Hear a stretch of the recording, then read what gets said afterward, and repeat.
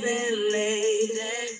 I couldn't help but see it across the room.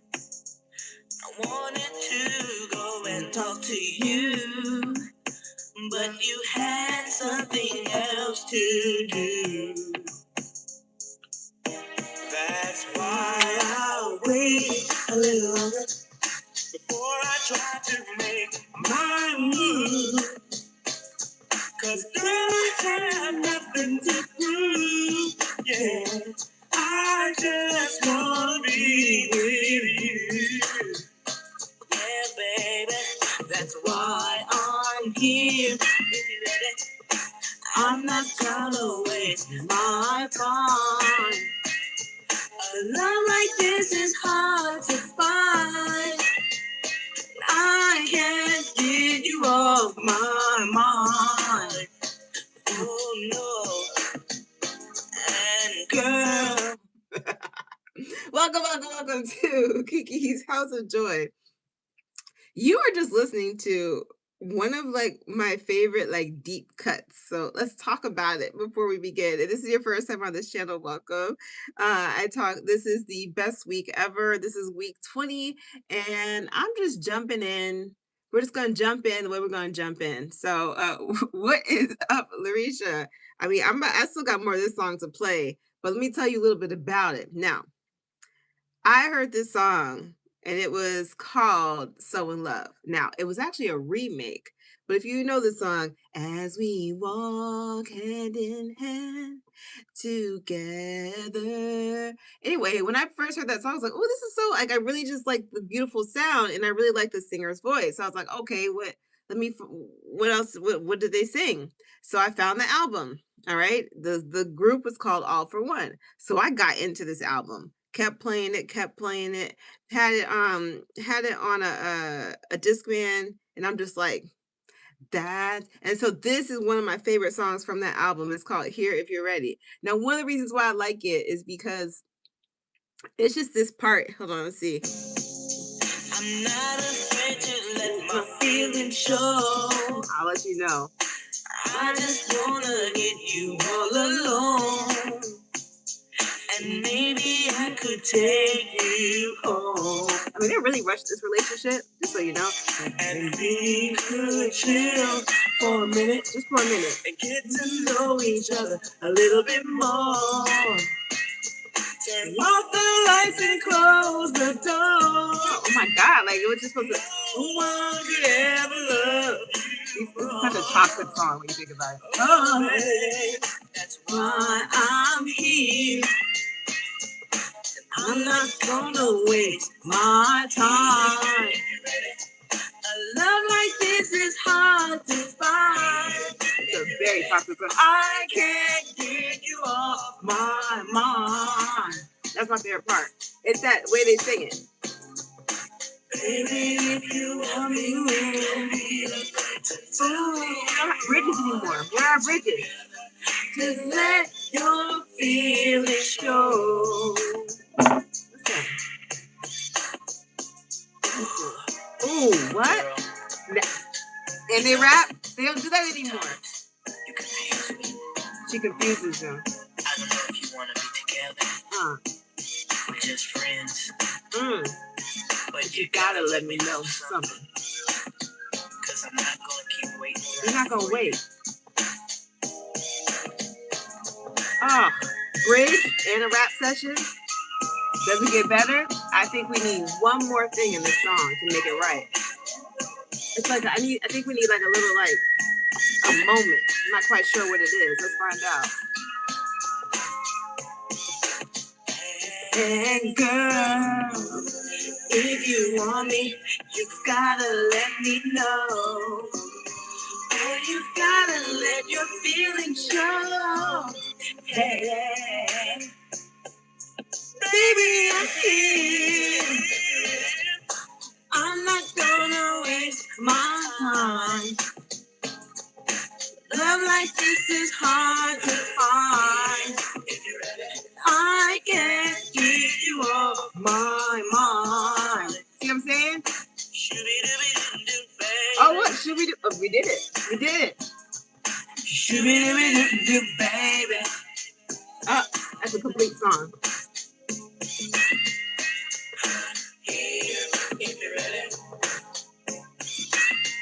That's a that's a banger. That is a banger. That's all for one. Here, if you're ready. Okay? Shoo-be-doo-be-doo-doo, baby. It had everything you needed. You had the rap session, you got some sketchy lyrics. Some super sketchy lyrics. I mean, because at first it was like, it starts off like I've been trying to get to know you. And then, like, the next line, he says, turn off the lights and close the door. How do we get there? Whoa, whoa, whoa, whoa. Very dangerous song. Very sketchy. Very confusing song on top of it. But hey, shoo-be-doo-be-doo-doo, baby. Who was writing these songs? Shoo-be-doo-be-doo-doo, baby. All right, I had to share that with you all to start it off. What's up? What's up, Cypher? What's up, Larisha? Welcome. Oh, welcome. I'm glad that you're here because I think you're ready. Because I'm not gonna waste your time. A video like this is hard to find. I can't get you off my mind. All right, here we go. Okay. He knows enough. I'm sorry. Oh gosh. I love it. I love it. It's good music. Okay, so that was all for one. I'm glad we can show this today. We have smell-o-vision. You can't smell it, but I'm going to let you know what it is. This is called Gentle Reminder. The brand is Sniff, and it's delicious. Oh, I was gonna bring the box so I can give you like the description, but I can kind of tell you what the original idea was. So it's meant to be like a pistachio, creamy, gourmand kind of flavor. There's like a little bit of incense in there. Some people will say it kind of smells like Play-Doh, and that might like be like, oh, why would I want to smell like Play-Doh? I don't know, just get into it. Just get into it. There's something about it that's nice. I can't explain it. But whenever I put it on, it makes me feel it's like cozy, it's sweet, it's vanilla. There's all of those things, and it just smells so freaking good. So this is like one of my favorite mm, this is one of my favorite perfumes. So that's what I have on today. I'm in a cozy, sweet kind of mood, okay? So here we go. So that's it. Let me just hit it up. Oh yeah, just a little bit more. Oh yes, we're doing it. So that is your smell of vision today. We have sniff. Gentle reminder. Now the cool thing about this one, there's a line of fragrances, gentle reminder and heal the way. And it was, I forget the person's name, but she's black and she's like into like wellness, maybe like meditation, that kind of vibe. She had these were the two scents that she made with the brand Sniff. So Sniff is a fun brand. They have like a lot of weird gourmands. Right now they have a scent out there called 2% milk. I haven't smelled it yet, but I'm looking forward to. But they have like weird stuff like cereals and all kinds of things. So it's a fun brand. They're usually their perfume bottles are about this size. They're not that big. I have another one that was made by like an influencer and it has like some chocolate notes in it. It smells so good. But whenever I smell it, I'm just like, I put it on, but then I add something sweet on top of it because it's a little too masculine for me. But when I add the sweet on top of it, it's like, so maybe one day that will be for smell-o-vision, but I'll show you how I actually wear it. And then I just love it. So there's this. But when I do put that one on, if I just put it on, I'll be like, ooh. I'll be thinking there's a man around the corner, y'all. I really do. I'm like, ooh. So it's a really nice scent. I really like it. So, but I think it's discontinued. It was called, I forget what it was called, like House of Eight by Lorray. So really, it's good. Okay, so there goes your smell-o-vision for the day. How's everyone doing? I hope we started this off right. I hope we got the energy right because I'm here if you're ready, okay? Because I'm not trying to waste my time. I love that. I just love that. Okay. It showed up. So it showed up on a playlist last night. So I was like, what? This is on a playlist? So that's why I had to play it for y'all because I just couldn't believe it. All right. Okay. Now let us continue on. I break down if this is your first time, I don't know why, but if it is, okay, we're on week 20. It's the best week, best year ever, and we break it down week by week. This is year 3. Didn't document the first year, did it last year. Now we're doing it this year. The theme, I do like to do themes. So the theme of the best year ever this year is best dance life ever, and then best that's so funny. Best dance life ever, and then best, what's it called? Wardrobe ever. How I'm doing? We'll get there. We'll get there. Oh, I didn't put this for something funny because this is kind of funny. Well, it's funny to me. Okay. All right. Hold on. Okay. I just wrote it down just so I forget. So I don't forget. So best dance life ever and best wardrobe ever. Will that come up this week? I don't know. Maybe. All right. So let's get it down. So I break it down from something new, something challenging, something funny, something deep, and something beautiful. And I just kind of work my way throughout the week. Okay. Oh, I love that you're fantastic. All right, let's do this. Okay, something new. All right, something new. Now, if you guys didn't see last week, you know that there was a lot that happened. So this week, I can kind of say overall was me recovering. I went to DC, I came back, I opened up some really interesting, complicated wounds, or really maybe like one big wound that I was essentially ready to like go in and deep dive. So we left off last week with me pretty much telling you like a bit about this really interesting love story, everything that I went through. And then it was like I went into the new week of like, okay, this has all been open. What am I going to do about it? Okay. And so this has been the week where I was like, I got to do something. I was open. And when I did the video, it was kind of my way of being like, hey, girl, verbalize this, say it out loud, and now let's see what you're going to do, right? So that is where we're at together. It's like, okay, we're here. Let's see what's happening. Oh, thank you so much. We'll talk about that. It's here. One, I feel good. I did sleep well and all that. Been drinking my water. But also, there's also something here. Okay, so let's say something new. Now, this was a complicated week. So one of the things that was new is that I had this big project that finally was finalized. And I think I talked about it. I've been probably talking about it a little bit here and there, but finally it's published, everything, right? But the big but was when it finally was said and done, I don't want to say I didn't care, but it was just kind of like, okay. I think emotionally, I was so spent dealing with the other stuff that I didn't have the emotional capacity to even have the excitement for this project for being done. But there was also this underlying thing there of I was also having to work really hard last week. And what I mean by that, it was people did not prepare. And it was almost like I came back and I was being flooded with everyone's lack of work and then also just their stuff. I didn't really put this in something challenging because I still feel like this was a new feeling for me in that when people have done this in the past, just kind of like go for it and that's the end of it. But this time I was pretty much like, I'm not into this. I don't like it. And I said here, I didn't feel any pride in getting work done. Where in the past, I've been like a overworker. You know what I'm saying? Like work really hard, and this I just did not care. And all the work got done and everything. And at one point when my coworker was like, oh man, we did it. And I was just like, let's never do this again. And she's like, well, we did so well. Like, yeah, I totally agree, but we did it so well. And I was just like, yeah, you don't understand. I'm not doing this again. I didn't say that. Like I was done talking about it, but in my mind, I'm like, no, mm-mm. Get your crap together, Sally. That's not her name, and it's not even about her.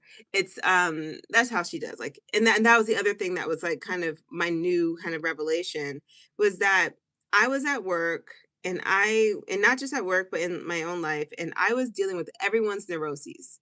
And I said it got to a point where, because someone else was like a perfectionist and they couldn't figure out how to do something, and you could tell they were not going to rest until it was settled. And I didn't care about like what the outcome was or anything. I'm like, it will be fine. Everyone's gonna be okay. But they couldn't settle. And so I've been noticing this patterning around me. And when I see people in that kind of discomfort, I want to fix it. I want to come in or do something. Or I may not want to fix it, but I will still probably help them. And in this, so you had two neuroses. You had the person who likes to do everything last minute and then wants you to jump in with their insanity. And then you have the other one who's like the perfectionist and they just have to get it done. They have to get see it done right. So I helped them both. And then after I finished helping the last one, and I was like, I have dealt with people's neuroses all day. Who's going to deal with mine? Who? Because I know I got some. So I said, let me go home. You want to know who dealt with my neuroses? Me. And I had to take a mental health day, and I was like, I can't. I went to the limit because I've been dealing with all this little insanity over here, but who's going to deal with mine? So I decided to deal with mine. There are a few things that I did. One, I figured out a new lock curling technique. So this is what you're seeing, and this is what I was saying. So I've had locks for 1,000 years and like forever. And I those of you guys know the fact that they're right here, they used to be boom boom down here. um at times I've had them past my butt, I've had them up here above my butt, I brought them up here, and then I think that was like my first big chop that I was like, oh my gosh, I've really done something. And then I went boom. So if you stretch them out, they're, yeah. Okay. So never mind. Okay. I always think they're shorter than they are. Sorry. I always think they're shorter than they are. I just curled them up so well that they are up here. But okay. So this is still a big chop. Okay. If your hair was down here, this is a very big chop. Give me my credit because sometimes I think I cut it more than I have. All right. Okay. Anyway. I like this feeling. Okay. So I think that's why I like to curl them because it makes me feel like they're shorter. Like I really did cut them, you know. And I did, but it is a big chop. So this has allowed me to be able to do curling styles. And so since it's been such a long time since I was able to explore curls and play with them, there's a lot more techniques that have come out, you know. And even though I actually kind of end up creating my own technique in all of this, I was really inspired by watching all the videos with the girls doing it. So I actually am going to show you one of I brought my equipment. So there's all these different things. People put pipe cleaners in their hair. I'm not doing that. I don't. That's too much work for me. People will do like the rods. And I first started out trying to do the curling rods. That was too much. My hair was too thick to do like the perm rods. And then if I were going to do the perm rods, then I would have had to make small sections. And I don't have the patience for that. Never have. I didn't get locks to have patience. Like, you know what I'm saying? Like, I didn't say, okay, let me like lock my hair so now that I can do 1,000 crazy styles that take forever. That's not why I did it. And so, no. So I do things that are very practical. And so it has to be within my level of practicality. And so with this, I think I was putting together about maybe 7 or 8 locks per curl.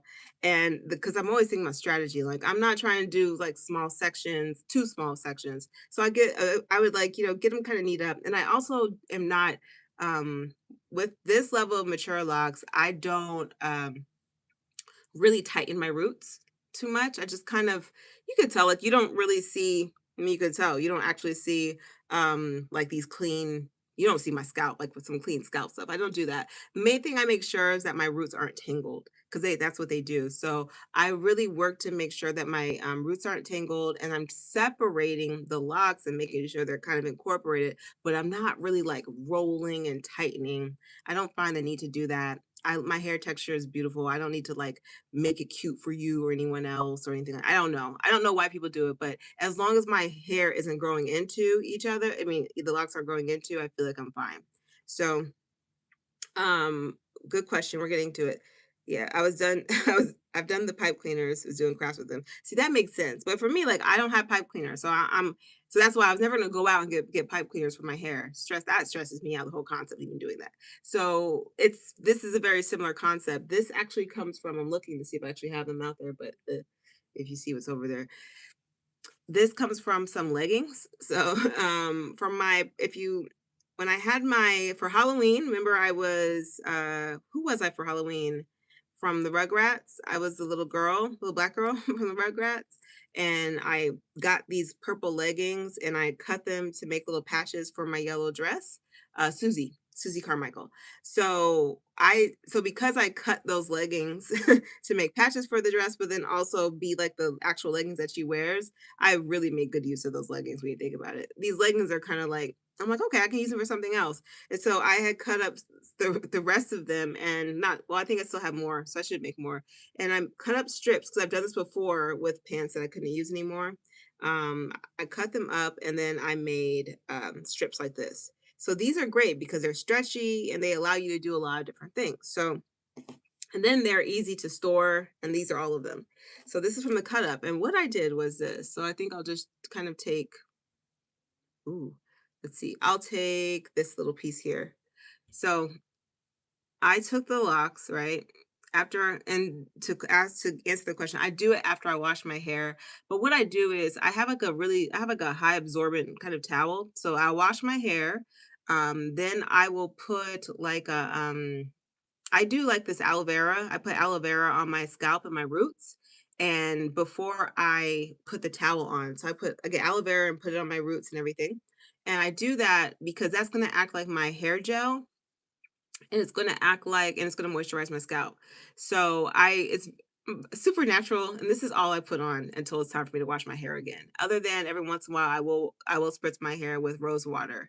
It's a glycerin rose water that I made, which is actual rose water that I get with purified water and a hint of glycerin, like basic ingredients. And I'll spray that every once in a while if I think my hair is a little too dry, and do that before I go to bed so that it stays in and my hair is pretty good after that. Or sometimes when I go out, I'll just give a quick little spray. But that's pretty much all I put in my hair. So I don't put anything. I don't really oil my scalp. I sometimes will put a hint of jojoba or jojoba, I forget how to say it, oil on my scalp, like a hint. But that's the closest I'll get because I found that my scalp just doesn't like all that stuff. It irritates it. It's just too much. I can't do a lot of things. So even my skincare is simple. Everything is super simple. I've discovered that less is more for me. So when it comes to all that stuff, less is more. Keep it really, really simple, and she seems to be okay. And the locks are happier too. I don't have product buildup in my hair. Nothing stays in. It's simple. So, all right. With that, I took the locks and now I have my little line of them, and then I curl them, of course, around like kind of like this much, right? So this much is out, and then I start first. I do a quick little wrap around to make them secure, like so, right? And then once I know they're secure, I start moving them. I start moving the curl like this. So now it's long to where I get a nice little spiral all the way through and kind of more of an even curl. And then once I get to the end, I do a little loopy loop and then I tie it. So then by the time I'm done, I have all those little loopy loop curls on my hair. And this gives me the curl that goes all the way through, right? All the way through. And that's why they're so curly right now. That's why I have the dream that my hair is much shorter than it is. Because of that bounce. So very cool. So it's yes, it is. It's that's my new technique. I was what it was while I was trying to figure it out, I was doing my hair, like kind of separating everything. And I was looking at videos of all the other curly, like all girls curling their locks, and you saw different kinds, different hair length, and everyone did something different. And I was like, okay, I was like, well, let me work with what I have because I'm not about to leave and get something that they have. I'm like, I gotta work with what I have, and this is what I came up with.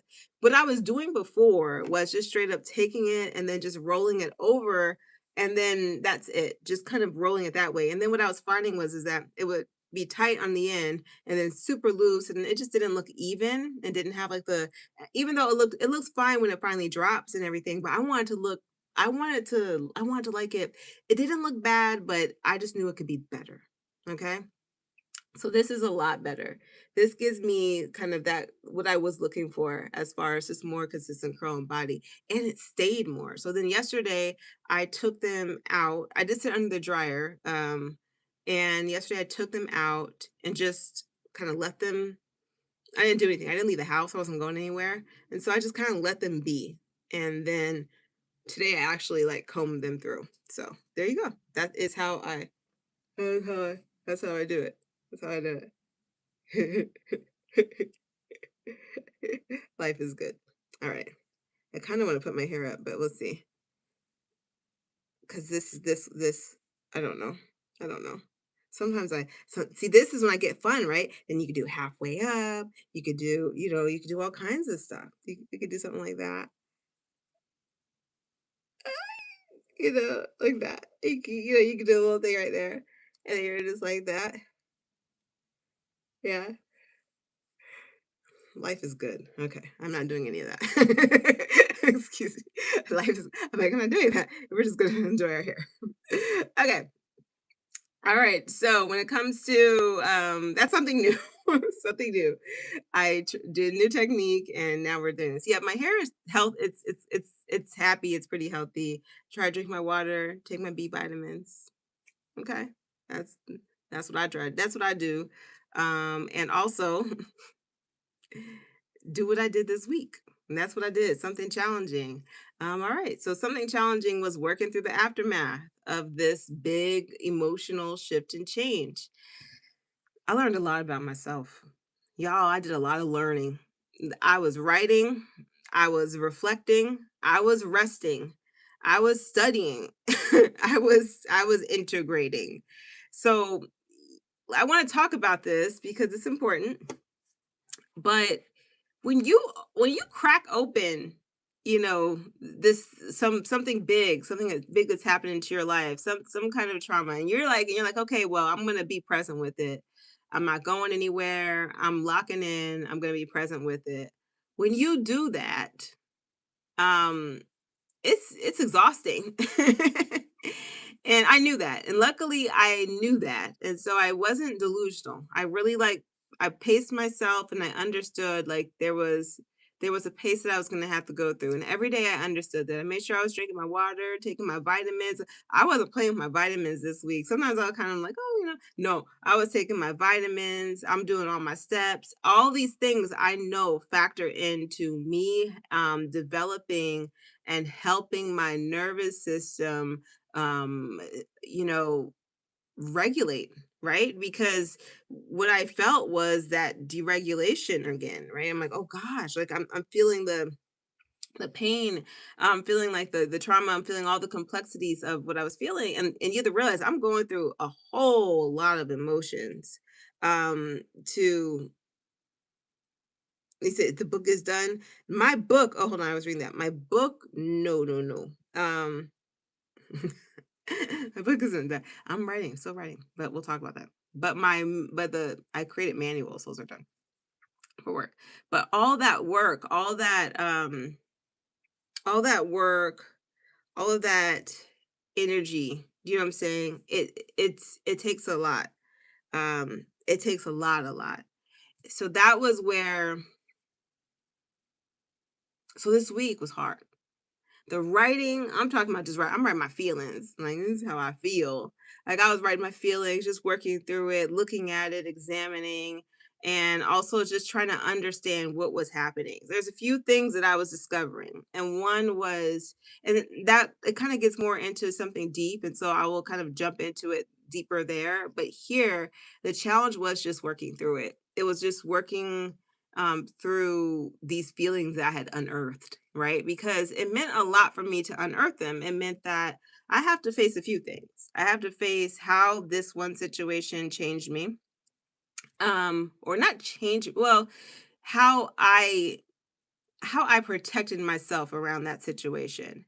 And then I had to look at all the other factors that made me think that that was the best decision for myself. I don't regret the decision at all, but then I looked at the contributing factors and made me say, okay, well, this is what I can do, and I did the best I could do with what I had. I have to admit that.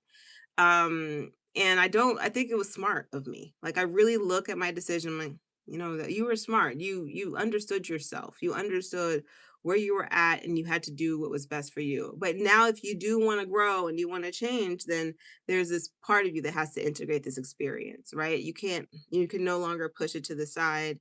You have to integrate it. And so that's been a big process. Talking to my girlfriends and having all these conversations about it really was illuminating. One of the things that also stood out to me was that when I was going through it back then, um, I didn't tell everyone because I got to the point where I was embarrassed to tell people. And this is something like when I think about this channel and I think about like even before I made this video, I heard imaginary person in my head say, well, what makes you want to share these kinds of stories? And then I told that imaginary person in my head back, and I was like, well, because every time I've gone through a really hard thing, I thought it was just me who was experiencing it. And then I would read a book and then I would do the research and then I would do something and I would find out that no, this is not just you. This is actually, a studied behavioral trait of human beings. And I could look at certain things and be like, oh my gosh, that happened, this happened, this happened, this happened, this happened in that order. And I'm having the same experience. And then I could look and see, well, how did people get out? How did people, oh, this is what they did. Oh, okay. And so once you know, like your experience that you're having is very, very human and very, very normal in many ways, not healthy, but normal, then you understand that, okay, I can heal from this. So I share it because what the hell am I going to do with it after I heal from it? No, honestly, like, what am I going to do? Right? I'm not gonna do anything with it. I'll move on.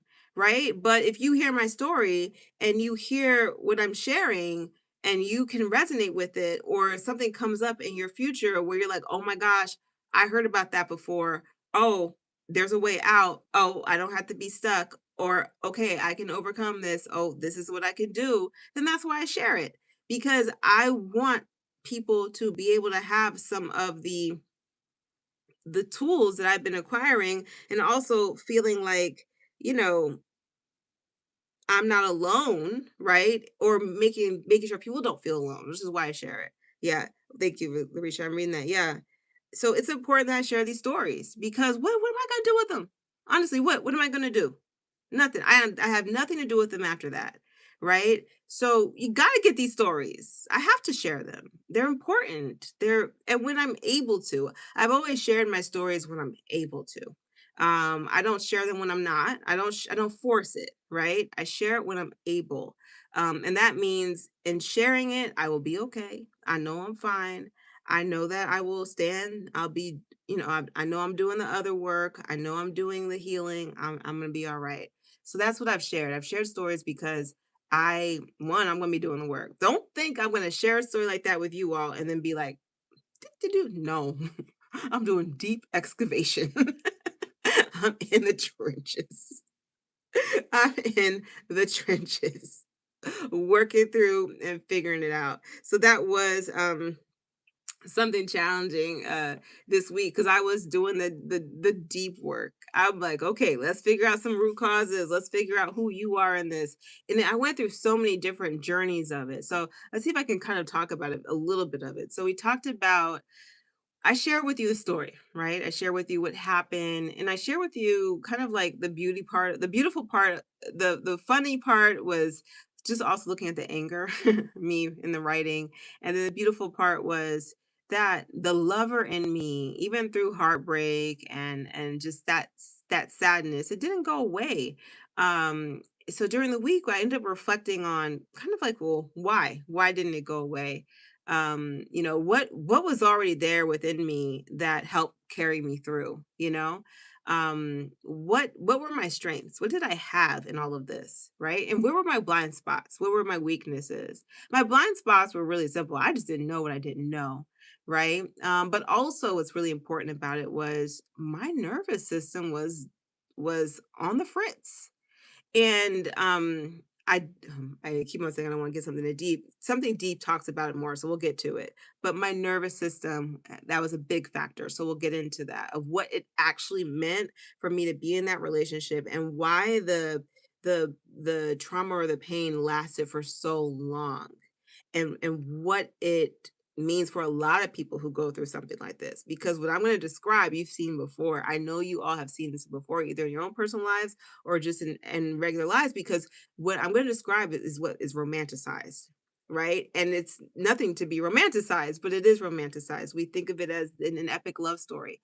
And it's something that I'm realizing now, like we have been fed this and we don't seem to always know that we're not looking at the healthiest thing. And part of the reason why I think I felt inspired to play that song for you all, that song was unhealthy as hell, but it almost seems kind of romantic, right? But there's almost coercion in that song. So we don't really hear a lot of consent, not really. I mean, kind of. I'm here if you're ready, but all of a sudden when you say yes to one thing and now the doors are closed and you know the lights are off. Did you say yes to that? We don't even know based off of that song. And also there's a lot of coercion too. Like, I'm not gonna waste my time. I'm about to get out of here. I'm here if you're ready, but I'm about to go. So then there's this pressure where now this beautiful young woman or man, I don't know what those guys were into, now feels pressured to latch on to this person because of they're threatening to go away. Well, hold up. Why is this person not ready? We're not asking that, right? Why is this person shy? What is it? What's actually really happening? And there's that push and pull. So you hear this kind of like, I was like, baby, it's cold outside. Yes. Listen, I still fall in these 90. Listen, I listen to the songs too, but I can't help but listen to the lyrics. I'm like, what the what did you just say? You know, like you know, it just hit me the other day that there was this club that it was very short-lived, but it was supposed to be like a teen club. And the club, you could I think you could have people as like 14 to 18. What's an 18-year-old? Oh no, I think it was 13 to 18. What's the 18-year-old talking to a 13-year-old for? How could you even set up a club like that? There was a club like that. You know what I'm saying? So there's things that exist. Like you're like, whoa, whoa, whoa, whoa. What is happening? All right. So we're working. So these are the kinds of like we don't realize it. So when I was in the trenches and I was feeling all my feelings and I'm into this guy, I there were a few things that I realized. One, I wasn't listening to my body, but my body was always telling me there was something wrong. Always. She was screaming the whole time. She was screaming like, "Yo, I don't something right." Intellectually, I understood, and this is the other thing. Intellectually, and then this is the other part. Even though she was talking, she also was confusing me. And what I mean by that is, when I'm looking at the emails and reading everything, intellectually, the whole time, I knew what I deserved. I knew what I should have. I knew what it should be like. I knew what it should feel like. And I can look back in my history and know that I do know what a secure attachment felt like. I had that experience, but I also had trauma from a relationship, so that was a big factor. I had a few traumas. I dealt with abandonment and all of that. So all the good stuff. So when this person comes around with all the compiled traumas that I had, it's already having that sense of also that abandonment. When they come around, I am attempting to have a secure attachment to this person. So, attachment based off of mutuality, based off of clarity, based off of, you give, you give, I give, communication. I'm attempting to have a secure attachment with this person. However, that wasn't happening. But the moment it was not happening, that's when my attachment started to become a little anxious and this person avoidant. And what was happening to me in this process is that I my body, when he would pull away, remember my system has now been dysregulated. So even though intellectually I know this isn't going to work, I'm almost addicted to this person, right? I'm like, please come back. Please help make it make sense. So my brain is now trying to loop this guy back in so that we can make it make sense. Please make it make sense because it started off this way and this part I understood. But now you've broken that programming and I'm like trying to get the programming back. And that's what it was. And it wasn't so much and I'm looking at it intellectually, being like, yo, this ain't right. But my body and everything else was like, we gotta, this is how we, but if we do this, we might get peace. And when I finally did stop it, I knew that, okay, we weren't going to get peace this way. I got to deal with the pain. But that's what made it so hard because every time he came back, my body is starting to it's almost like it's trying to complete the loop. And this is what happens to a lot of people. So we'll get deeper into it. But challenging was recognizing that. And then working through it, because by me opening up the wound, well, guess who still is feeling a bit of that destabilization? Me. It was different, right? It was a lot different. The more I understood, the more I was able to integrate, the less I felt, but I still felt it, right? I still felt it. And it was really interesting how I was like, wow, I still feel it. But this time I had space, I had a safe space, I had, um, yeah, let's see, hold on. Boy, but you got caught up in the feeling moment, yes. And so even though he showed it wasn't going to happen to, he didn't show me that. I guess the best way to put it was that, and this is the part what's really important to understand is that he did a thing that a lot of people do, pulls away, right? But the moment I start to pull away, then tries to come back in. And he would do that a lot. So me trying to pull away, trying to take care of myself, he would be like, hey, hey, beautiful. Like nothing happened, like nothing was going on. That was my first time ever experiencing that. So I didn't have like a track record of being like, oh, I know what this is. That was my first time experiencing that. Because prior to that, I had a pretty innocent, like, my first relationship was pretty basic. It was just like I wanted a boyfriend. We liked each other, we got along, but it just wasn't for the long term. Everything was really clear to me. Now it wasn't clear to him. For him, it was the other way. I think he felt he had a hard time. He had a hard time. He described that relationship as rocket love. If you ever heard the Stevie Wonder song, he said essentially he insinuated that I was taking him up to the sky, and then about a half a mile from heaven, I dropped him back down to the cold, cold world. I don't remember that version of the story, but I respect it. I do respect it. For me, I wasn't this is a good example of me. I wasn't emotionally available at that time, but it was my first. I mean, I had no skill in any of this. I had no idea what to do. I didn't know how to handle myself. So it was a lot different. Um, I I guess for me, I always expected like a first relationship not to necessarily go well. Like I didn't have, and so for even though he was hurt and he was justifiable in his hurt, I still feel like I'm like I looked at, even I talked to him and I was like, but we were kids, we didn't really know much. But it hurt him, but he's okay, y'all. He's okay. He's fine. He survived. Okay? But that was the first one. Second one was and but the first was so it was so clear, right? High school, you go to college, you kind of fall apart. It wasn't as traumatic to me. The second one, of course, was very traumatic. You're talking about, ch- mental illness, cheating with a first cousin. So now we're dealing with a weird um cheating scandal, but with incest, with mental collapse, and then um the person eventually, deletes himself from the earth.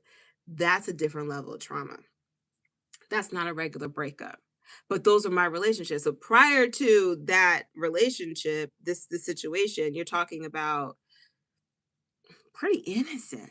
You're talking about two people who kind of come together really innocently, quietly, very securely. I was never jealous of this dude. I mean, it was just like it was very cutesy. It was very just like we really did have a very cute, secure relationship. Um, He'd come over, we just hang out.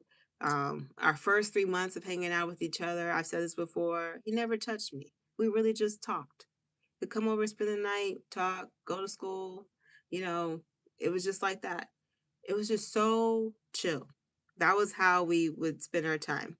And then as we developed and we got into our relationship, then once again, it was just chill. I'd go over to his house, hang out. We just do little things, cute things together. It was never like too much. It wasn't a big deal. Oh, let's go to the movies. Let's go do this. It was just super chill. He was a creative, I was a creative, so we understood that about each other. So if he was gonna make music all night into 3 a.m., it didn't mean anything to me, right? Because if I'm in the studio till 1 a.m., whatever, it was chill like that. We understood each other. It was very easy peasy. And so even though a breakup might have been hard, the first one, it was never so unclear to me of like what the relationships were. Okay. Um, when the trauma hit, but with this guy, it was like chaos from almost the beginning. I would say we had a good like 2 months where it seemed normal, but those 2 months feeling that way made me is what messed me up because I was like, okay, this is good. All right. And then it just went kaput. And I had no experience or background in all that. But what I did have is a lot of trauma, right? I had a lot of trauma from the previous relationship and then here we come in. And then of course, I mean, we can throw in father issues if we want. We can as easy as I had them. But they didn't seem to be as big of a factor in my relationships. Later on, I was like, maybe, but it didn't, right? I, I always met, because that's the other thing. I was really kind of clear about the guys that I was with too. They had fathers in their lives. I chose people from two-parent household each time. I was like, kind of specific. They had their fathers were in their lives, so they didn't have like those issues. They came from what I thought were good households, you know? They were nerdy guys, they were educated, they weren't the kind of guys that were in the streets, they were in the books. So that was pretty much what I was into. So like if I saw a guy who wasn't out there, he wasn't in the streets, he came from a two-parent household, little nerdy, I was like, what up? Right? That caught my attention. That was what I found to be attractive. Um, but because I thought that with a foundation like that, they're probably gonna better know how to have a relationship. They're gonna know how to do these little things. At least that's what I thought. But it wasn't. But that wasn't a situation. Instead I got something else. Very confusing, very complicated. But once this but this is what I was working through this week, just kind of looking at it all and but more so paying attention to the attachment because I wasn't really aware of the difference. I didn't know what I didn't know and I also didn't know what I knew. So by me looking at those emails like I did, it helped me understand a lot of what I knew. So I took the week to just kind of paying attention to, hold up, this is everything you knew then. And I pretty much was reintroducing myself to myself, like, girl, this is you. Like, this is you. You know all this stuff. And this is all stuff I put to the side so I could have a decent life. And I have had a decent life. I've had a good life. I've done a lot of fun things and all of that. But I had to put aside a big part of me had to put aside the person who truly believed in love, the person who hoped, the person who uh uh wanted to share my life with someone. If you look at the life that I built, it is not a life built on wanting to share a damn thing. I ain't sharing crap. If you look at the life that I have built for myself, and I get the layers of how I've done it is absolutely remarkable. Okay. Like I look at it, I'm just like, I was in bed, just in bed last night, and I looked at even my bed. If you look at my bed and how it's set up, you know how there's some people that like leave room for somebody? No, no, no, no, no, no, no. I have um I have a pregnancy pillow in there. I don't know if you've ever seen a pregnancy pillow, a U pillow, which means there's a space over there's no room. There's no room. I got pregnancy pillows. I have more pillows and they're not off the bed. They're on the bed and I like all of them. Just there's so I could you could just look at my life, the way I live it. I didn't there's no room. I did not make room. It was on purpose. And I mean, I was just slowly doing it too. I would do little things that, okay, let me close this. Let me close that. Let me close this. And this was just so I can enjoy my life. And I do. I really do.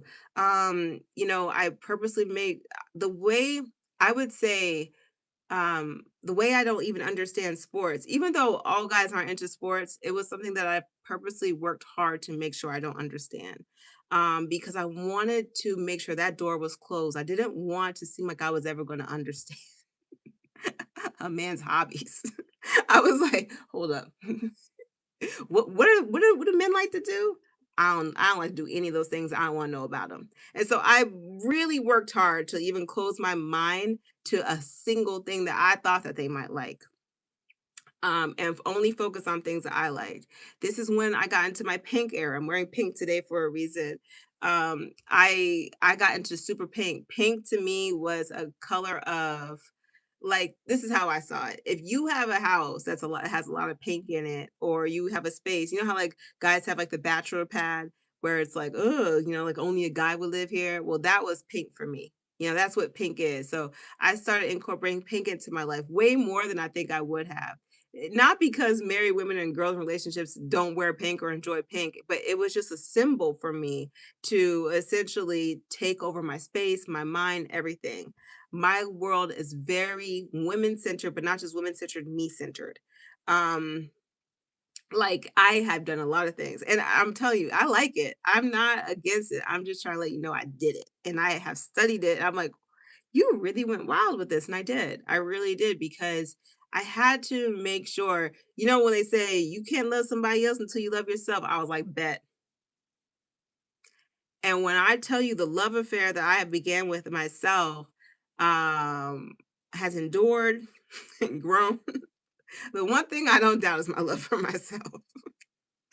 I mean, I don't doubt it with any part of my being. I went into a deep loving relationship. I remember there was a time where I think um he had called or something, and once again it disrupted me. I remember I got the phone with him, turned to my mirror and just, I love you. I love you. I love you. I love you. And I just went deep in the paint because I had to reactivate everything that I've done to essentially put it to the side. This was the work that I did. So, that self-love, I took it to a level, it could be studied, but I really went hard. And so, yeah. I know you're on the dark side now. You stepped into the dark side. But love is good. I celebrate that you have that, Arisha. I think it's important. It wasn't for me. It hasn't been for me. My self-love has been for me. My love life that I've built has been for me. But a romantic love, that was not for me. But I'm glad that you've done it. It's I That's the thing. By the end of this last week, I was able to pretty much be like, love is good. Romantic love is good. We can do it. It's okay. But I wasn't. I mean, you guys know, I did a whole video about like the joys of being single, and it was the easiest video to make. Like I could have made a longer video, because I truly created a life of celebration of my singleness, in everything I did. It was just like, I mean, it is like if you look at, I mean, I look at things sometimes I'm just like, wow, I have really worked hard. I worked hard to kind of put it this way, that if a man were to even come into my world, he would probably like if you meet me for a little bit, you don't fit. That was kind of the world I was working to create. Like, oh, you don't. Mm-mm. Because I don't even think you could be at this level. That was essentially the world I've been honing and building because of what I went through, right? I just refuse to feel that way again. And I just didn't want it. It hurt really bad. It was a lot. But now I realize, you can be you can have all the things that I did and build, and you could also have a nice person in your life. So see, that's progress. That's growth. Um I can have all the stuff. I don't know about my pregnancy pillow, but I'm okay. We'll figure that out. I think you still can. Pillows are good. They're good. But that pillow, the one that I have is the most obnoxious ones because there are other ones where it doesn't have to be as big. Mine it's really, I purposely, like, I saw all the kinds and I chose the most obnoxious one. So I mean, fully, you have this is nice. I mean, I'm proud of it. It was when I purchased it and I finally got it, the pride that I had beaming from my soul. I was so proud of myself for this pillow.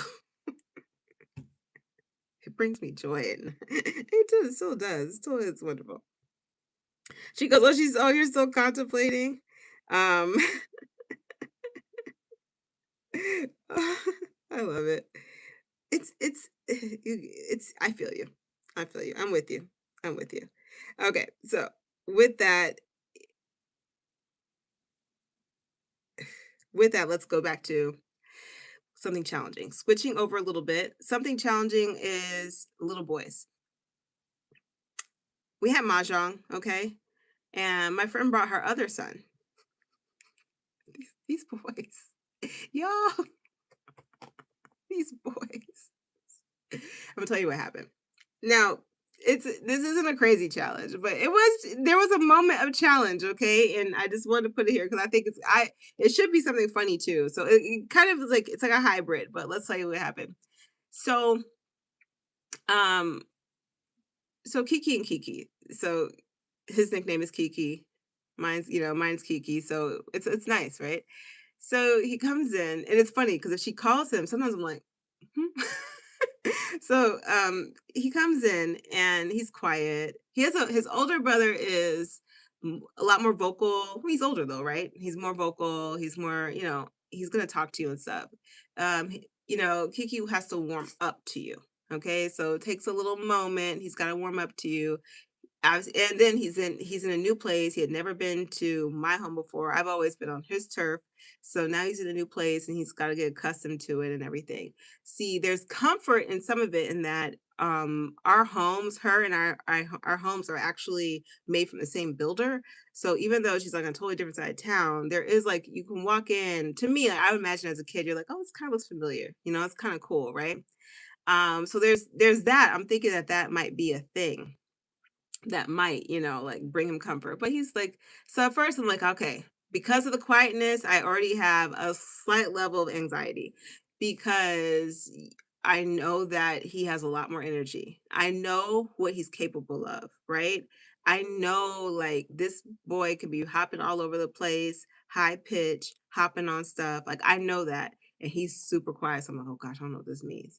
And then you got to realize children, they're so different. So the moment he comes in, he goes straight to the bathroom like he just knew where the bathroom was. It was crazy. I was like, he didn't ask. He just walked right in, walked in the hall, went to the bathroom. And I was like, then he did the thing that my nephew, I think it was him, maybe it was someone else, but the bathroom is kind of weird in the sense that it has two doors. So, which is, it has two doors. And so that means, most people feel comfortable you lock the other door, but they always forget to unlock the other door. And so then, now I got to use the bathroom in the way that I usually go in. Now the door's locked. So that's always the thing. But I kind of know that. So whenever people leave, I kind of walk through. But I think he did that thing. But I'm not surprised if he did because it almost seems like kids do it before adults do it. Right. But the adults might have done it. But first thing he did is go to the bathroom. So that already I'm just like, just what? You didn't even ask. You didn't. Where's the bathroom? You didn't allow me to even pretend. He just knew where it was. So I was like, all right, this is different. Then he we're all hanging out, and I have a beanbag chair. Cause remember, I have a nephew, and so some parts of the house still kind of like have a understanding of the little boys and what they like. Not a lot, not a lot at all. But I have a nephew, so I've always had a beanbag chair, and I've had, like there's exercise balls. I don't know, the kids like that, so you don't get rid of them. You just keep them just in case. So he comes in and I'm like, do you want the beanbag chair? And he's like, yeah. So I give him the beanbag chair because I know they like that. I usually keep the beanbag chair up. I do it on purpose. I put the beanbag chair up on the sofa so that they see it, and then I bring it down so that they can have it. It's a thing. So I'm trying to at least get them like here are the things that you can play around with their children. So he's in there. We don't know what he's doing, but we think I'm just like trusting it. I'm like, it's okay. They can't, it's okay. They're always gonna do something weird. You always know that, but it's okay. Um, and he has his iPad, so I'm thinking he's gonna be locked in. So we're in there doing our thing, talking, joking. Next thing you know, he leaves the room. We don't know why he leaves the room because we were all in the room together eating. He leaves that room and he goes into the other room where we're actually going to play the game. Now we're still eating and joking, and there's not much in there. Someone he's fine, whatever he wants to do, right? And he pulls out a game, and I'm like, what is that? And we don't even know where it came from. I don't even know it's in the house. Now I realize it's something that my aunt had sent at some point. My aunt's a former math teacher, and she brought something. This thing was from 1984. Okay, some historical math puzzle thing, and she sent it to the house. I think she had probably sent it so that it could be given to my nephew, but I don't think it ever got to my nephew. So it was just sitting there. He started playing with it. Now we don't know what he's doing with it or where he's playing with it, but we come in after we're done eating. He took over our whole mahjong table like it was his. So we had to in his little party and do that. Now we're trying to figure out, gotta get him settled a little bit because we're like, what's going on? So now he's trying to pretend that he's playing mahjong, but he was too. His older brother was into it, but he was a little too young for like the attention span. And it wasn't spanning, so we had to leave. He started to kind of wander around a bit. Now this is when I'm like, okay, just relax. It's okay. He's wandering. I'm hearing something and I don't know what it is. Now, my biggest contributions to these events is that I make sure everyone has Pink Lady apples and cheese. That's my thing. Apples and cheese. What are you going to bring? Apples. What are you going to have? Apples, apples and cheese. What Pink Lady apples and cheese. Like I'm consistent. This is what I'll go and look for a different cheese or get a oldie but goodie, but it's gonna be apples and cheese. That's what we're doing. And I wanted to be Pink Lady. If it's not Pink Lady, I'm sad and I'm giving you a subpar apple, but Pink Ladies are my favorite apples and they're organic. I try to give people the best of the best. Okay. So that's what I give. Now, I do buy enough apples. So when I do my regular apple buying, knowing when I'm going to be hosting, I get more apples. So I got 3 bags of apples this week because the 2 bags were for me. I have a lot of apples. You open the refrigerator and you're like, you got to think for apples. Like, yeah, I do. I do. So I get the apples. So I had a lot of apples in the refrigerator. All right. So we hear something and then he walks around the corner and all we hear is those apples were in the refrigerator. I just want you to know. This child went into my refrigerator, opened it up, took the apples. Don't know which bag he took. I got 3 apples, 3 bags of apples. He did not take, by the way, he opened up a newer bag. Let's just put that on record. And got himself an apple, helped himself to the apple. My friends are laughing at me because they see my face. The moment he comes, I was like, what? They're laughing at me and they're thinking I'm just having like a moment of you're eating my apples. I don't have an issue with him eating the apples. I brought enough apples for all of us. I made sure that the apple consumption of this soiree was not going to influence my apple reserve. You know what I'm saying? So I was okay on apples. That wasn't the issue. It was the fact that he went into my refrigerator helped himself, and then just came skipping around the corner and just took a seat. And then the other thing is that I'm really weird about apples. I will say this. I don't like apple waste.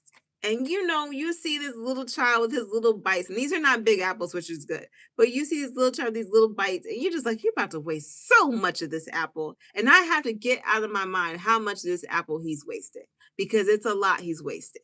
I just know it. So I have a way that I cut the apples, which they made fun of me last time. Because they said one, it looks dangerous, and then two, it's just weird. And I'm very particular, but what it is I cut in a way that minimizes waste. I don't like apple waste. I want to have the little, like, I diagonally cut the core out, and part of the way I'm working with the knife is a big knife, and then like the chopping, and I do all kinds of, and I don't do it with a sharp knife because of the way that I'm doing it. Apparently it's disturbing to watch, right? But I'm just cutting away my apple, cutting the apples and everything. And I didn't get to cut this child's apple. He's just biting it. Now, if he had asked for the apple, I would have cut him an apple, a proper Kiki cut apple from one Kiki to the other Kiki. But he didn't let me do it. So that was my challenge. Little boys. Whew, they're a hard one. All right, here's my other challenge. My aunt told me I was soft.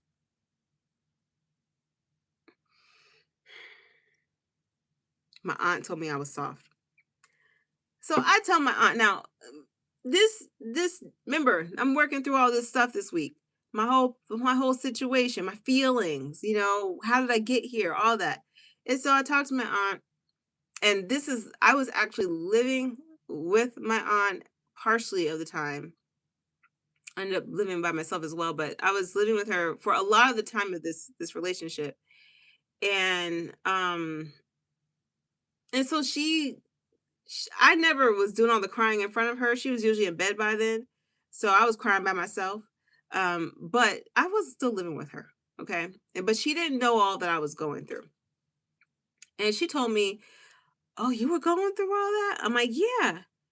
"Oh, I don't know if I'll be bothered." I'm like, "You don't get off this phone with me." We had to change the subject. And this is why it was so hard for me. Because I've come from, this is part why the whole thing, why was it so hard? Because I come from these strong Black women. I just don't think my feelings will be hurt like that. I think it was because you were maybe a little sheltered or whatever. I'm like, sheltered? How about this was wrong? But I dealt with it really well. And I think it's so important because now, that kind of stance would have put me in a deeper. I'm like, this is why. And I was like, well, this is why y'all didn't know crap, because this is how you talk.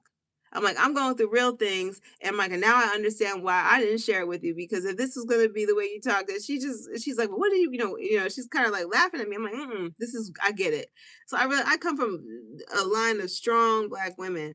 And that's why I did what I did, because I part of what I've done is based off of that strength, but also, you know, we this feel like, they haven't allowed themselves to feel, to collect, to really feel their feelings. And somehow I'm like, I'm glad that I felt them, because even if it meant that I had to just dive deep into this self-love journey and live my life and claim it the way that I have, and maybe not have the romantic love, but have all kinds of other love, I'd rather have that than not feel my feelings, right? And so that kind of was an interesting thing. But she told me I was soft. So I was challenged by it at first, but then I was just like, I'm gonna take my softness. Thank you so much. Appreciate it. Appreciate it. Thank you so much. I mean, you have to realize she was supportive in other ways, because, when she held space. The best thing I can say is that clearly if I said anything, it would have been good. But she gave me other things, the music, the love of music that I have, all that stuff during that was happening during that time. People are like, man, you got an old soul.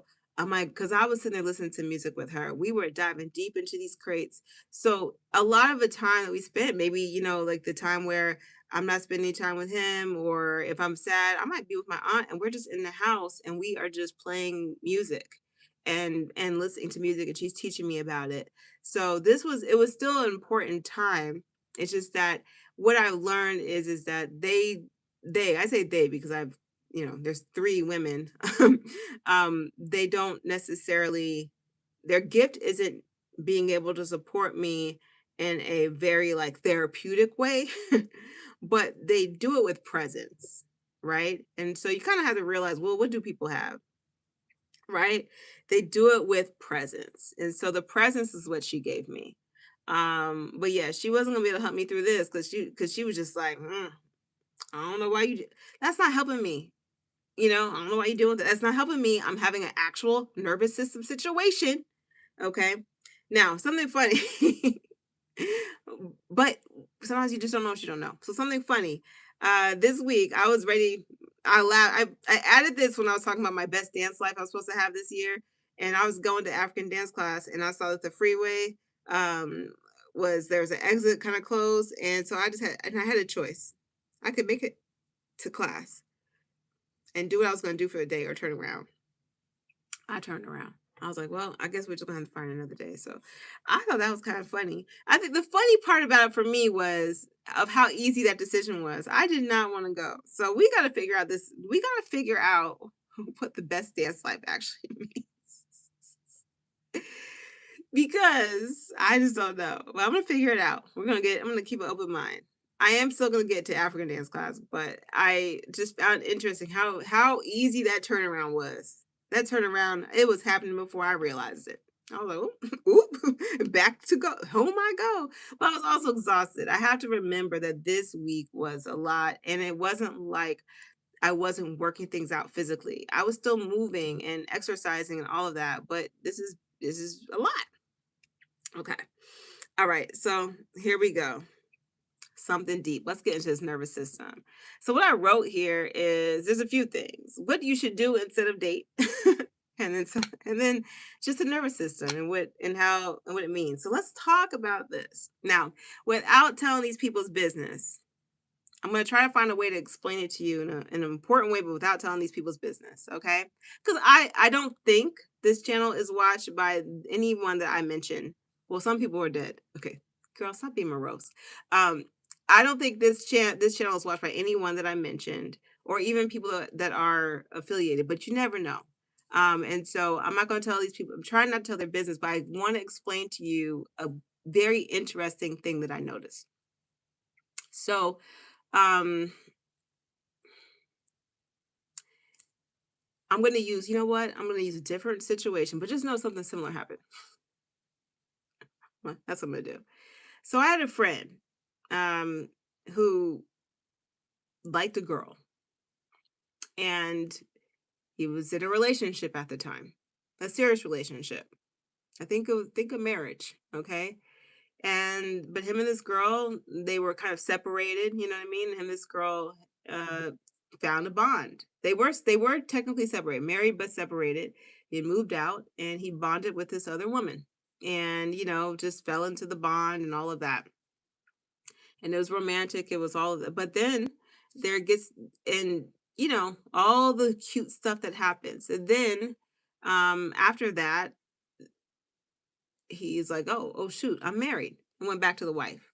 Now imagine what happened. Imagine what it was like for this person to feel so in love and all of that, and for it to only be temporary, right? And then this person goes back.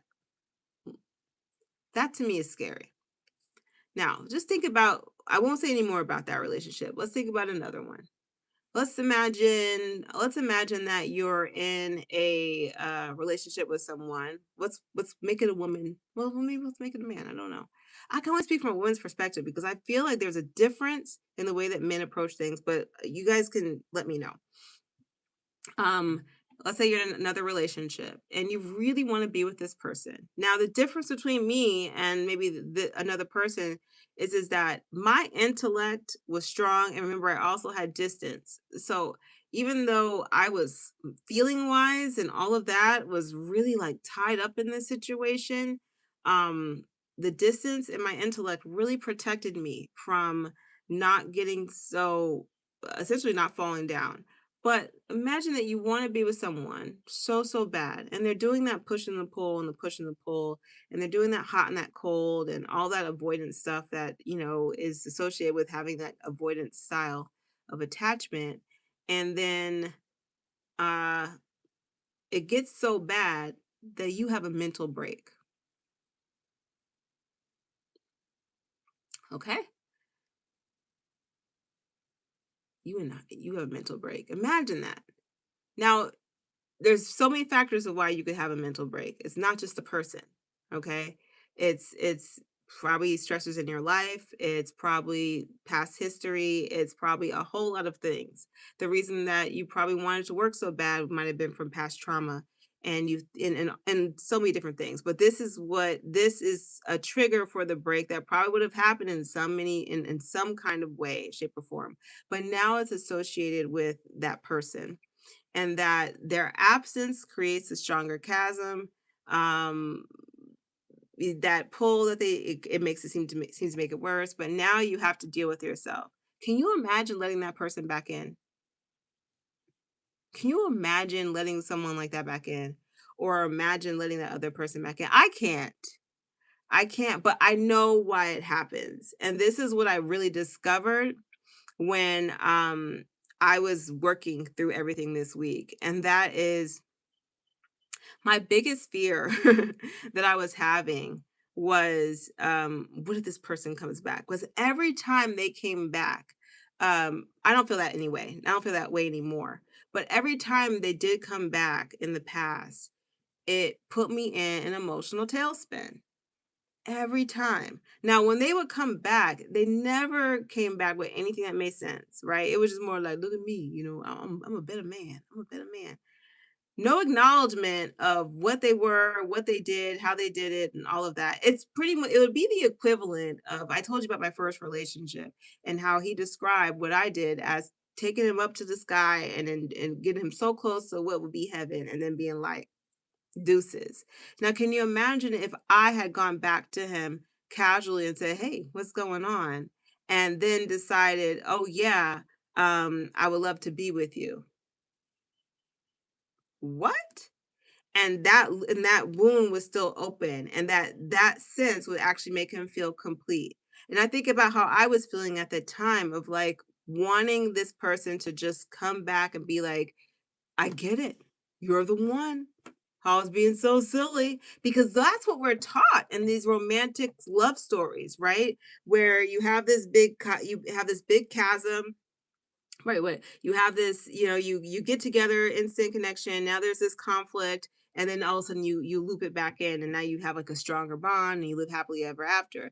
Not you get together, you slowly build a relationship, and you slowly build a relationship, and you slowly build a relationship, and you work through things, and you communicate, and you work through things, and you communicate, and you eat popcorn, and you communicate, and you find a connection here, and you find a connection there.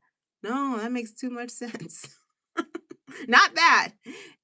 We have this idea that somehow there has to be something that tests or prove or pulls or or whatever, and then all of a sudden that becomes the thing.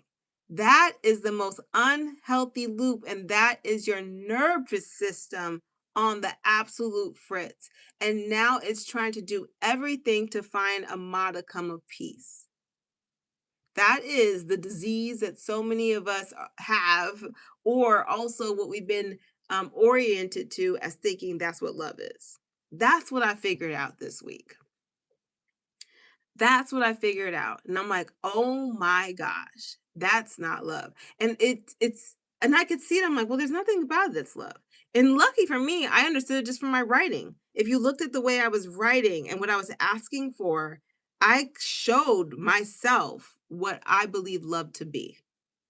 I knew what it was. And then like I said, I also had good experiences. Even though there was tragedy and all the crazy stuff mixed in with it, I still knew what it was like to slowly build a relationship. I knew what it was like to share the your day with someone. I knew what it was like to come home and be like, "Oh, I did this today, this today, this today. I did this." And know that it was a perfectly fine relationship and know that it didn't need more. Like there wasn't a part of me that felt like gosh, we gotta spice it up. I knew we didn't, and I knew that he didn't feel that way either.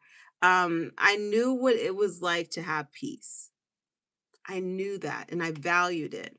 And I think that is why I know that is why I then focused on it. Now, the other thing that saved me is that I was doing yoga at the time. Well, I've always had some kind of yoga or meditative or calming practice. So I was already focusing on regulating my nervous system through breath and movement. And so every time this guy was pretty much like destabilizing it on like a deeply rooted level, there was at least something that I had that would bring me back to a sense of peace. So every time it's going off, I know that's not what I need, right? Intellectually, I knew that. But the feeling that I would have, that the level of self-correction that I have to make after dealing with him was a lot. And that's why I wouldn't let go of my yoga practice. I wouldn't let go of anything because I needed it. I craved it. I had to have it. Um, because of how much, correction I needed to. Uh, Cypher, very impactful to yourself, I'm sure. I wish I could see all the letters I've written over the years. You should. I wish you could see them too. See, electronic letters. There was a part of me that knew I had to make it electronic because I knew I had to revisit it.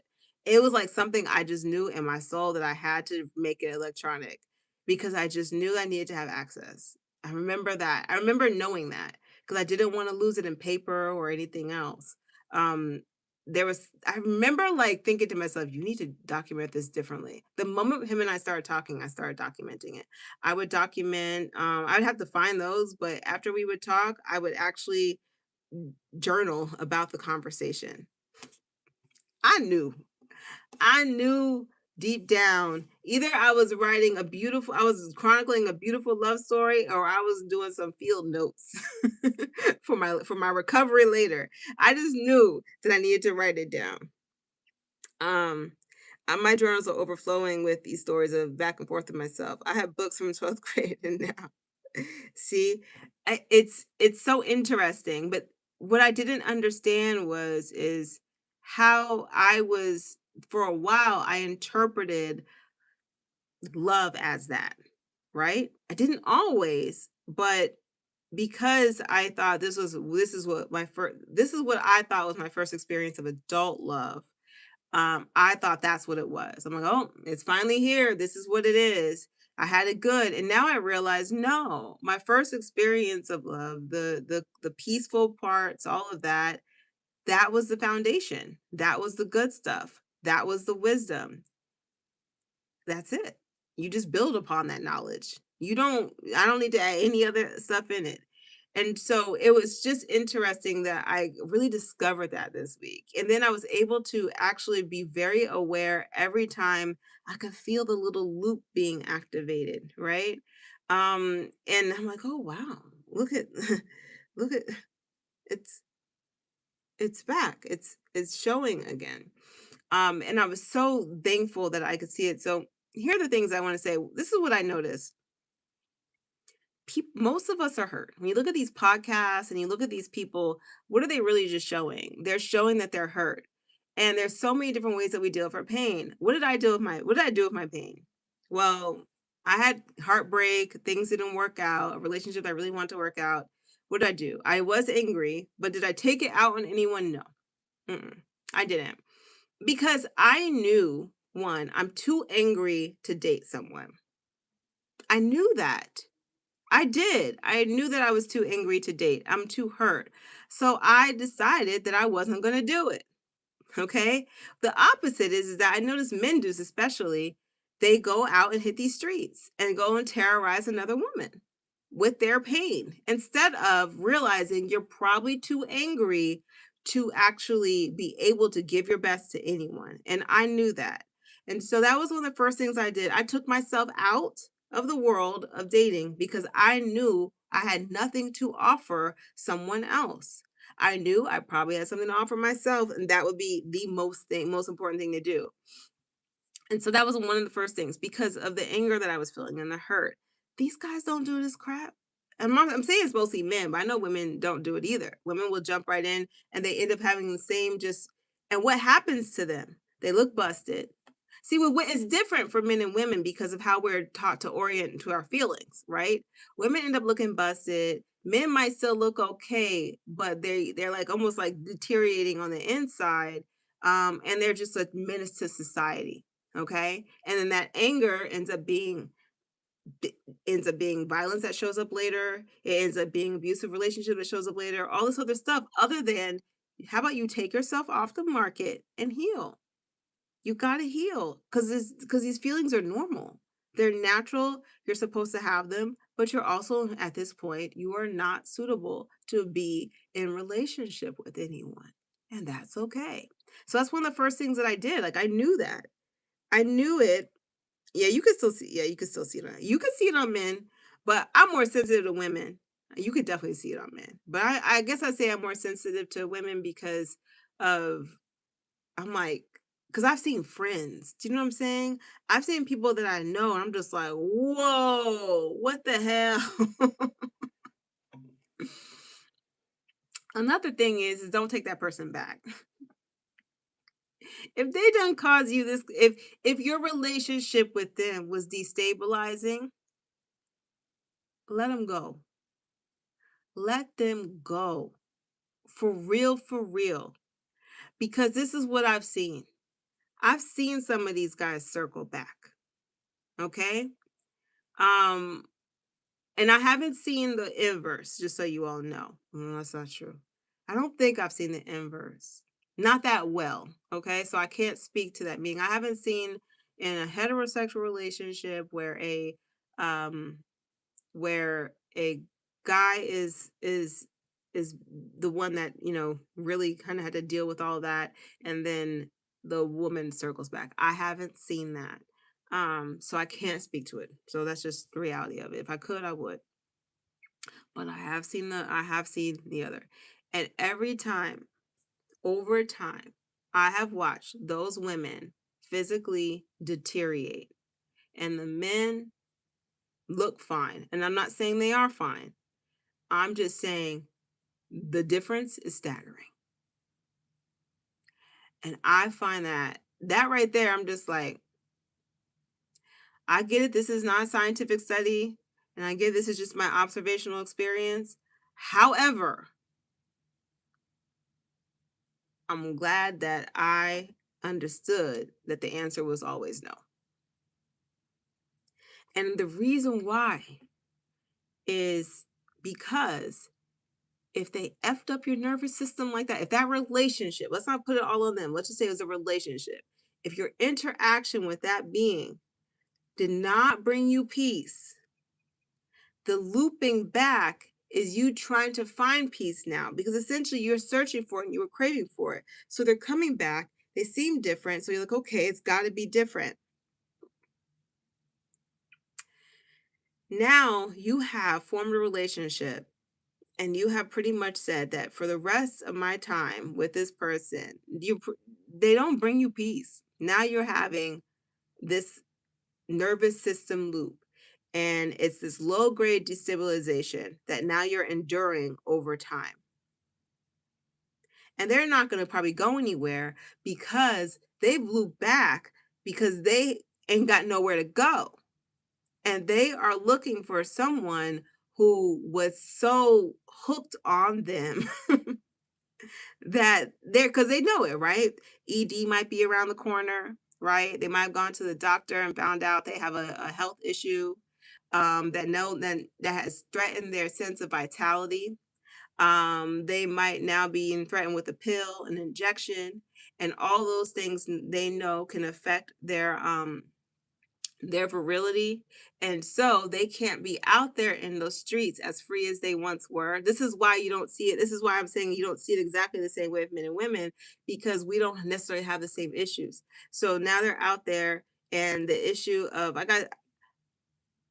they don't know if them things are going to work anymore. So they want to be with the person who they think loves them for them. You know what I'm saying? They need to find someone who's like, okay, they accepted my crap. They accepted all of it. And now all I got to do is be somewhat decent and it's going to be good. That's what they're thinking. Mind you, so they're not even going to give you the best. They're just going to give you, this is what they had before. They're going to give you like that much more.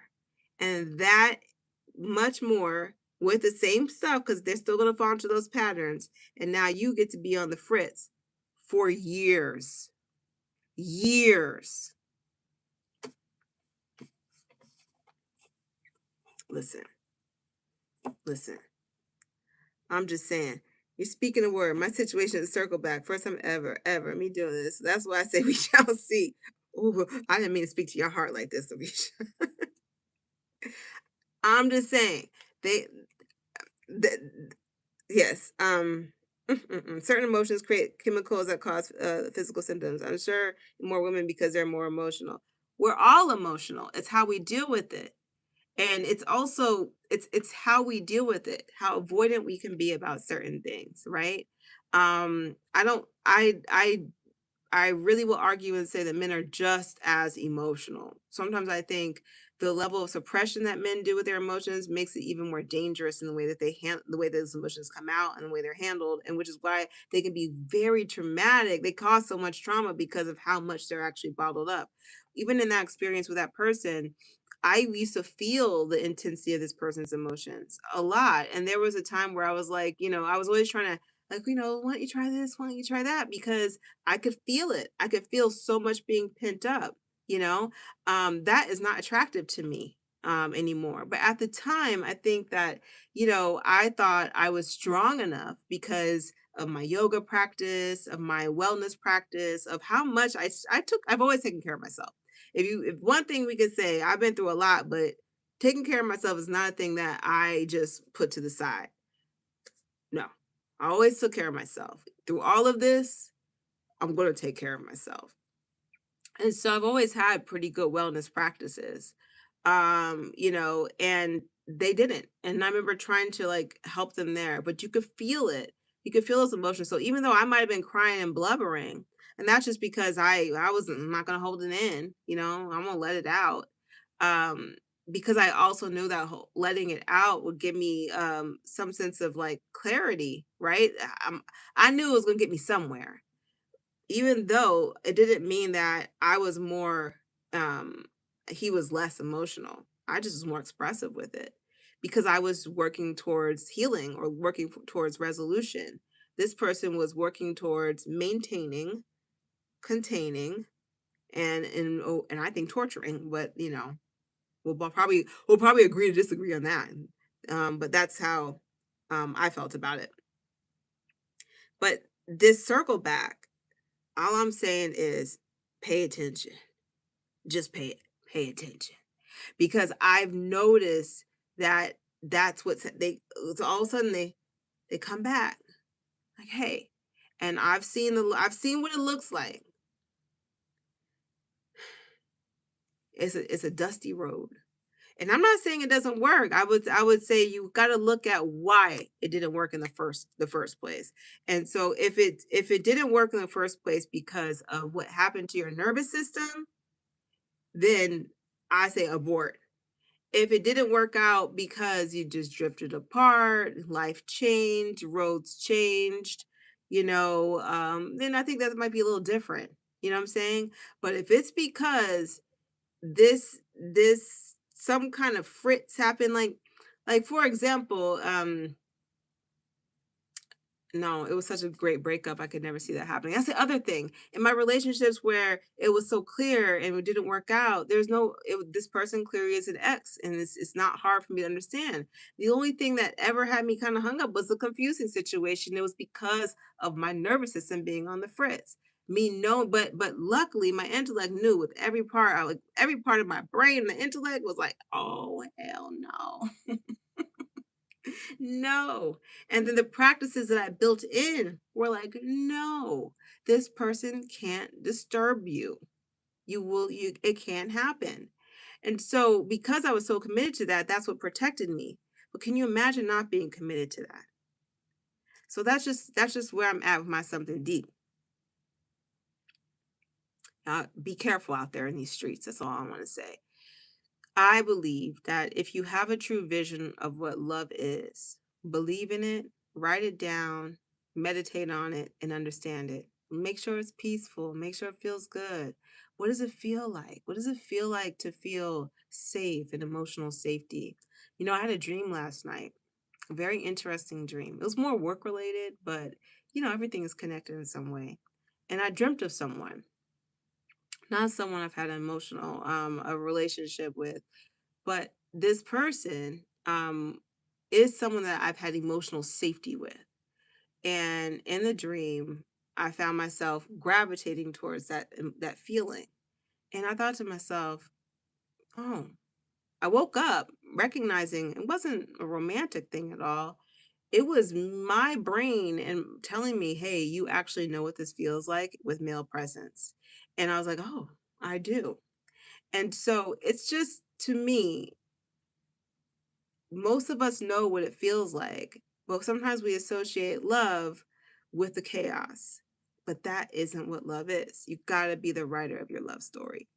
And so, me looking back at those emails, I started to see how I am the writer of my love story. And then me actually writing a love story, I definitely see how I'm the writer of my love story. But the emails were important, especially because during that time, in a time where it seemed like everything was crazy and hazy, and I just didn't know if I was coming or I was going, and it just was so like tumultuous in my feelings. To read what I was writing, that was clear. And I was simply saying, treat me well, communicate with me consistently, Let's spend time together. Let's enjoy each other's company. Let's give each other our best. It's really like not that serious. That's it.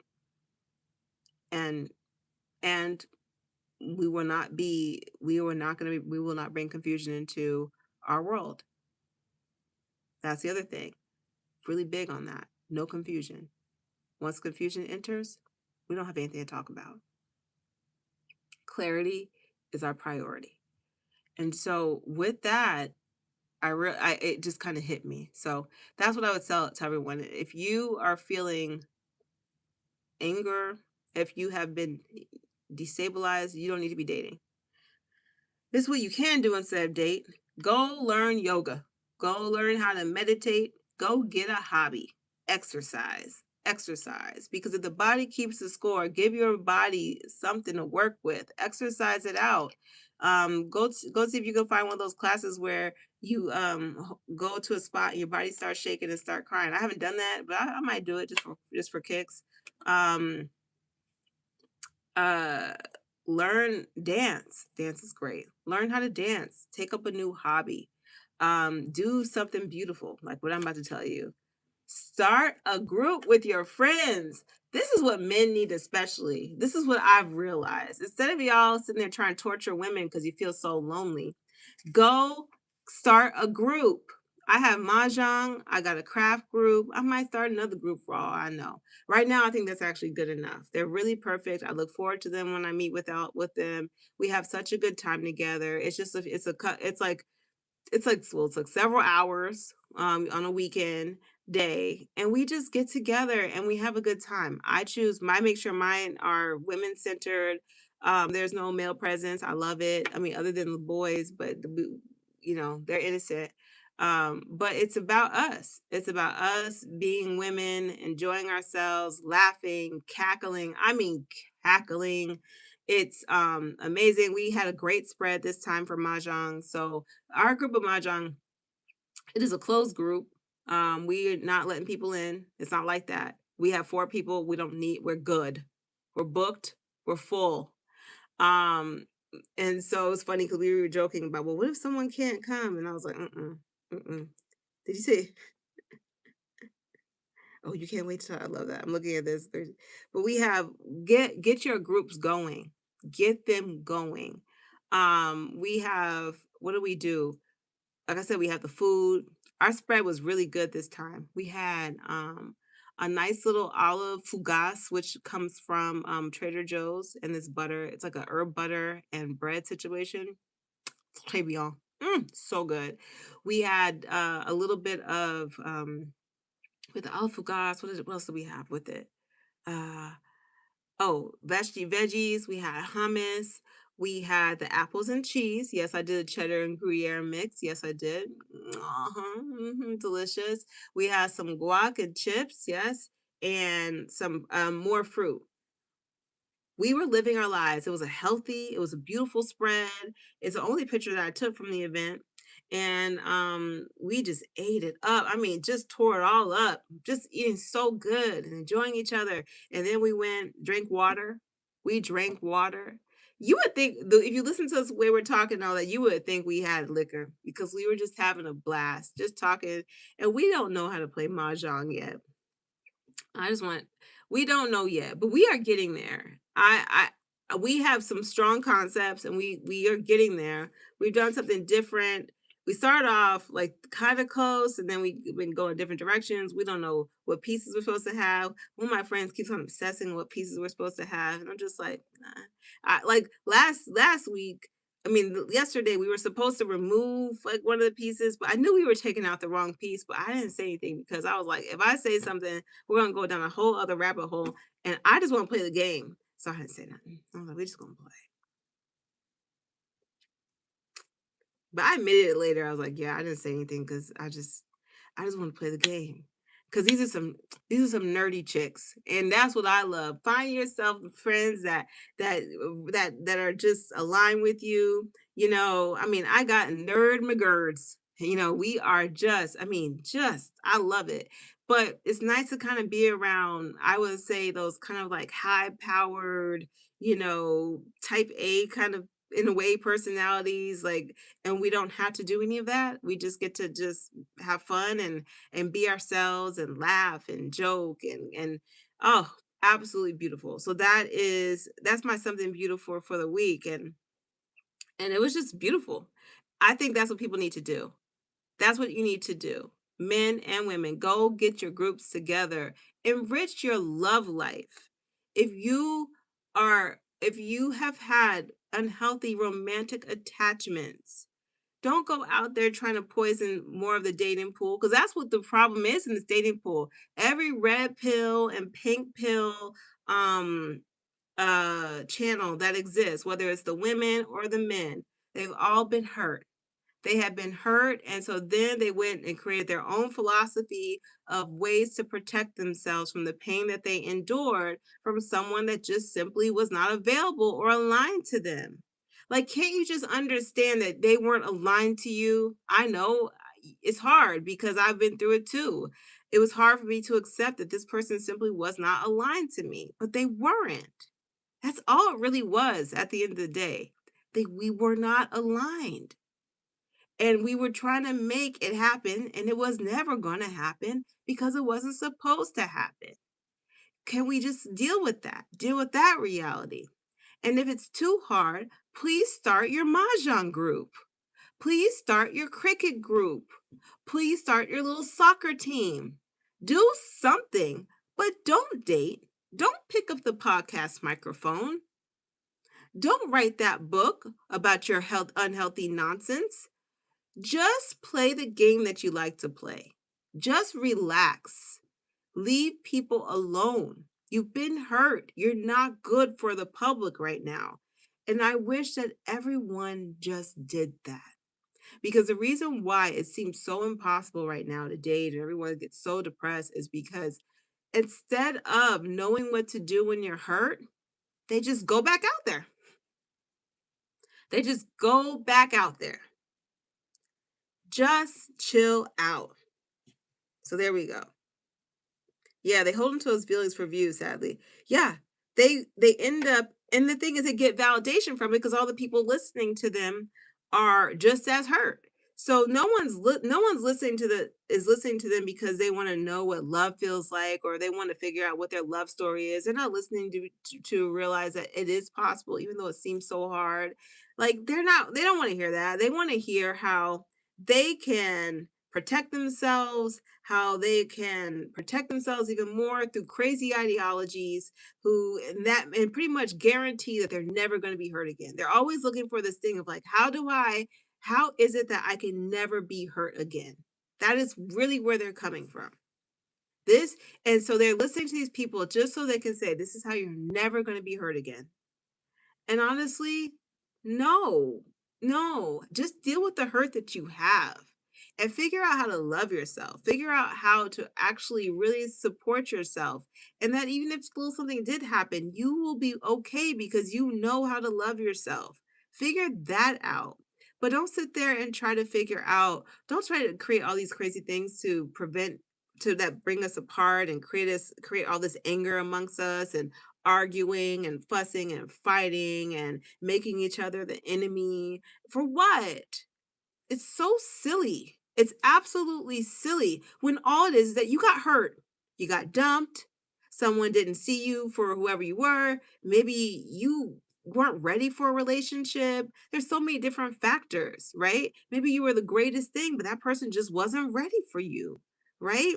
Or maybe you had some things to work on. Maybe you needed to heal. Maybe you had other things. Like I look at my situation, that ending opened up a whole other world for me to actually dive into and begin to work towards and heal. I went into therapy after it. There's a lot of things that I started working on that had nothing to do with him, but everything to do with my journey in this world.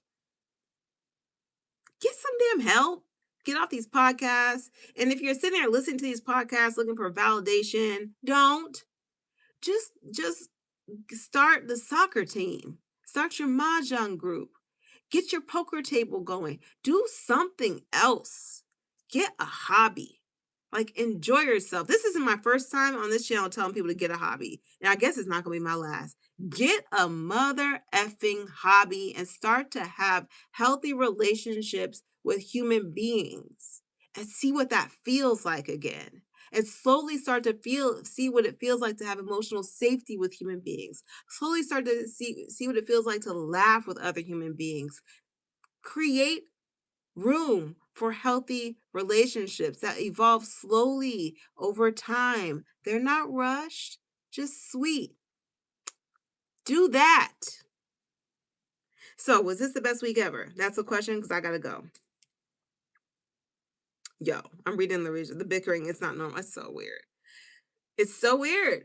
It's so weird. I think about, oh gosh, it's so weird. Was this the best week ever? Yeah. Best week ever. Absolutely. Like the discovery, the growth, everything that I'm able to present to you right now, it's coming from the heart. There's no fabrication. There's no I'm giving you the straight. Like this is honest. This is how I feel. And if I can honestly tell you this is how I feel right now, this is the best week ever of my life. It really is. I just told you about the best week ever of my life. Cause hot damn, that's growth. So yeah, best week ever. Absolutely. Absolutely. Because I feel fortunate to even be able to say this stuff. I feel fortunate to be able to say, yo, get off these damn mics. Get just like get turn your TV off. Turn your I don't think it's your TV. Well, you might be watching some on TV. Turn your TV off. Close your iPad. Turn off your phone. I don't care what it takes, but stop taking in information that is coming from hurt people and recognize that if you're listening to it, you're probably hurt too. Love yourself. Go get yourself the pregnancy pillow. It's very helpful. Men and women. Just look for the thing is they market things to pregnant women. If you think about it, pregnant women are nourishing life, right? And they need this special space to nourish life. And what you should be doing is nourishing life within you, a loving life, a beautiful, loving life. You're supposed to be relieving your discomfort and nourishing your life. So go get the things that they set aside for pregnant women because it's one of the few times where we get it. We get it right when it comes to how to treat someone. So whatever they're selling to pregnant women, just get it because if man or woman, I'm just letting you know they're very nourishing things. It always like oh you don't get to have this pillow until you're pregnant. No, I have it now. I have it now. Yes, I do. Go get yourself the pillow. I don't care what you do, but do something. Okay. Black women empowerment. I saw that, Orisha. It's all a mess. Everyone's hurt. Stop it. Love yourself, please. Hallelujah, hallelujah, magic, yo, and vunya. Io, vunya. Love, gratitude. Write your own love story. Maybe find out where maybe you've written it before. It's still true. It's still valid.